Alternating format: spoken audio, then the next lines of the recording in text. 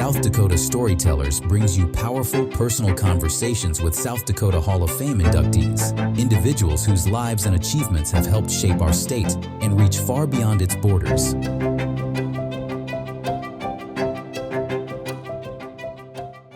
I'm Angela Kennecke, a 2021 inductee to the South Dakota Hall of Fame. And I'm also a journalist, and I'm so honored to conduct these interviews for the South Dakota Storyteller series, where we are highlighting our incredible inductees at the Hall of Fame for their achievements. They are all overachievers, of course, but they've also faced obstacles. So we're talking to them about how they've overcome those obstacles and all of the contributions they've provided to the state. I am joined now by Roger Musick, who is a 2018 inductee. I am just so excited to talk to you because you started in technology and electronics and computer systems back before really anybody did, when they were just coming new onto the scene in South Dakota. Yep.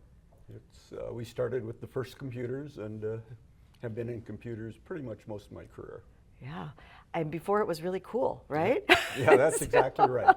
Before they talked about, the tech industry and all that. Yep. Let's go back in time to your interest in electronics, and I want you to tell me about Uncle Lyle. Okay, well, Uncle Lyle lived next door to us with his parents, my grandparents, and he had polio when he was about 12 and couldn't use either leg or one arm, but lived a very full life.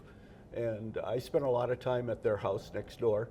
And he always had things like popular electronics magazines, popular science magazines around, so I got reading them when I was in grade school, and he stimulated an interest there.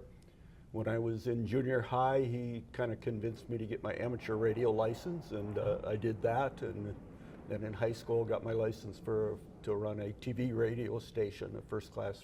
Very cool. So in high school, you were running a TV radio station. I had a license, so I could, yes. And actually, the first one I operated was the TV station in Rapid City called KBHE, which is public broadcasting. I ran it in the evening, and it was a great job for a college student because I had to be there, but I could work and study with my free time. While you went to the School of Mines. While I was at the School in of Mines, Rapid correct. City. Yep. Tell me about the importance of having an educational institution like the School of Mines in South Dakota. I mean, you got an education there that you could have, it's equivalent to MIT. Yeah, it was a very good school, and I'm kind of unusual from the standpoint that I kind of knew in the 7th grade I wanted to be an electrical engineer and I wanted to go to the School of Mines, so I was able to do everything that I wanted to do there. That is really cool. You never veered from that track, really? Never veered from that track. It sounds a little bit like me. I decided about 7th grade I wanted to be a journalist, and haven't really veered too far from that track either. Well, so you graduate from the School of Mines, and then you work on putting systems throughout several states, right? Switches and... I kind of accidentally went into the telecommunications field. How did that happen? Well, I was getting ready to go back to graduate school and get a degree in mechanical engineering, and a fellow that I knew that owned a small consulting firm in Mitchell called and offered me a summer job to help him design telephone systems around South Dakota. So I did that as part of a summer job, and at the end of the summer I decided I liked it and didn't want to go back to graduate school. And for the kids who are watching, we're talking about landlines, right? Oh, definitely. Yes. This was converting people from multi-party aerial cables to single-party buried cables is what we were doing in the early 70s. So we're talking about the phone lines that you'd see up in the air, putting them underground. Putting them underground and converting from 8-party service to 1-party service. Wow, fascinating. And so how many years did you work on that? I did engineering work on that for about probably 10 years, and then gradually converted into computers with my time. Kind of did both for a few years. So that's when computers came into the picture. Yeah, computers came in the early 70s, and just as hobby type machines. And I bought the first program that Bill Gates ever wrote. That is really cool. So let's talk about that first computer, Altair 8800. 88. What was an Altair? What could it do? Well, it had a front panel that had lights and switches, so you could put your program in using little switches, and you could see if it worked by looking at the lights on it. So it was strictly a toy. Okay. But I knew that was kind of the future, so I got You could see into it. it You very could see early. the vision. And a couple years later, Bill Gates came out with a program that you could program it with, and then you could type in your programs, and it could do real programming at that point. Was Bill Gates selling many of that software at the time? It was when Bill Gates wrote it when he was in college, and then he quit college and kind of commercialized it. Okay. But somebody else built the hardware, and he just built the software to run on top of the hardware. I see, I Yep. see. And were you pretty impressed by what it could do? I was very impressed. We used it in our business for a couple years for just things like payroll and little programs that we Things we write. take for granted today, Yep, right? that's We have right. these really easy to use software systems. Yep. That In weren't those so easy days, to they use. weren't easy to use. No, it was very. I remember initially trying to get a graduate degree online, and it was so difficult to Right. figure out. And now you can just go online and do anything. Yep, very Yeah. easy. Yeah. And we worked on the Alcatel computers for a couple years and quickly outgrew it, and then moved into much larger computers from a company called Digital Equipment Corporation, which was major suppliers of small computers in that time, and then gradually got bigger and bigger computers there and started using them for more purposes. And then you're from Mitchell, Yep. and you started Innovative Systems in Mitchell. Yeah, at that time I was with a company called Martin and Associates. Three of us were partners in Martin and Associates, and we were doing engineering consulting for telephone companies, and then I was doing software for telephone companies inside of there. And we sold that in 1999. My partners wanted to retire, and I wasn't quite ready to retire, so I spun off 10 people into a company called Innovative Systems, took one of our product lines with us, and created that company. And you really wanted, because you yourself are an engineer, you went to School of Mines, and you wanted to keep other engineers here Yes. in the state, rather than having them go Yep. to Seattle or California or other places Yeah, like that. We hired a lot of people from the School of Mines or Dakota State or SDSU. For many years I had an office right on the School of Mines campus where we typically had about 8 or 10 interns working for us that would, when they graduate, I would try to move them back to Mitchell. Successful with about half of them, and it worked out very well. Why was it important to you, for you to stay in South Dakota yourself, Yeah. and then to build a business here and to keep graduates, those brainiacs, I call them here in When the I state? was going to school, the plan was to go to California or Texas and work for a large chip manufacturer at that time. And when I went on those interview trips, I just didn't like the quantity of people and the quantity of concrete in those areas, and decided I wanted to move Not a big back. city guy. Not a big city guy. Came back to South Dakota and figured I would make a business out of it. Yeah, what is it about South Dakota, do you think? Is it the people here, values? What?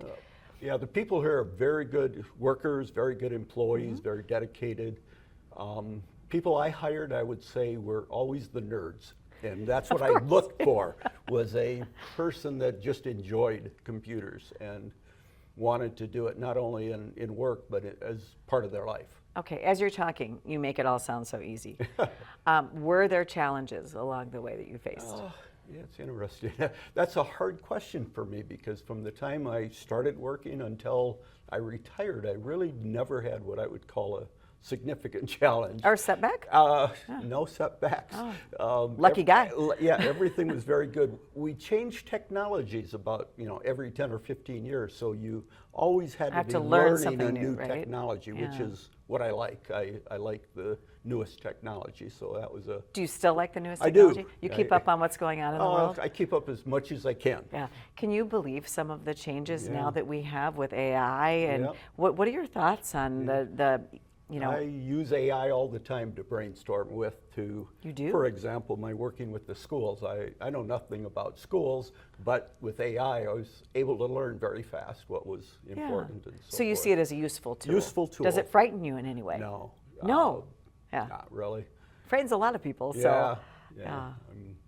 I think, tools are always good. The better the tool, the smarter you can be yourself. So I'm not at all afraid of AI.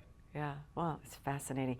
And then you also have given back in such a big and generous way, especially I think education is really important to you. Yes. Your $30 million gift along with your wife to the Mitchell School District and also Dakota Wesleyan, that's a huge gift and incredible. And what do you want to see happen with that gift? The purpose of the gift was I wanted to see the school system all the way from kindergarten through college improve, higher quality, and I wanted to give enough money so it was not just a program we could run for a year or two. I wanted to be endowed so it goes on forever.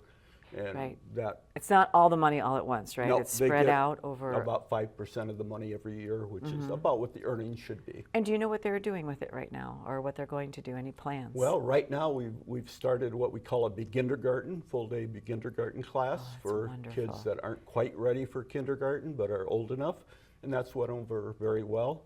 And we've got a full-day or a after-school program going. We've got over 400 students in that, and we've just been operational for 60 days. Yeah. So those are the first two big programs. That's amazing. As a philanthropist, why do you feel it's important to give back? In my case, I had always planned to give back, and I just decided to do it while I was still alive, and I could see the benefits. How wonderful to be able to see the difference that your funds can make in so many lives. I mean, that's going to be a lot of lives impacted. Yeah, for sure. And I've always had very good teachers, and I think our teachers in South Dakota are typically very underpaid. So I wanted to show a lot of appreciation for the teachers. Right, it's a tough profession, and it doesn't pay well. Right. It's an interesting story, kind of how I really got started in it. Yeah. They had a program about 12, 15 years ago now, they called the Kids Grant program. Kids Grant. Where the teachers would come up with an idea of something they wanted to do for their classroom that took anywhere from $500 to maybe $5,000, and they would present their idea to a committee, and the committee would then choose whether we wanted to fund it or not. It was all donations that would fund it. Anyway, I was so impressed with how excited the teachers were to be in the classroom and how dedicated they were. Right. We owe everything to our teachers. Did you have a teacher growing up who made a big impact on you? Typically my math and science teachers. I bet, My English teacher didn't like me very well, but... my math and science teachers didn't like me. My English teacher always liked me, so... Okay, but those, and then in college I had a professor that was very influential. He was a new teacher when I was a freshman at the School of Mines, and smartest man I've ever known in pretty much every field, and very wanting to give back to students. Right. And so then you're carrying that legacy on by giving back as well to students. You really are doing that. That's amazing. Tell me what it means to you to be inducted into the South Dakota Hall of Fame. Well, it was a great honor. I never even expected it, obviously, but it was an honor because of the previous people that had been inducted. Right. If you look at all of the incredible people that have been inducted to the Hall of Fame, it's a little bit overwhelming, isn't it? I sit here next to you and I think, boy, I can't believe I'm in the South Dakota Hall of Fame with people like you. So thank you for everything that you've done. If you enjoyed this interview, you can learn more about the South Dakota Hall of Fame and South Dakota's greats by visiting our website at www.sdhalloffame.org.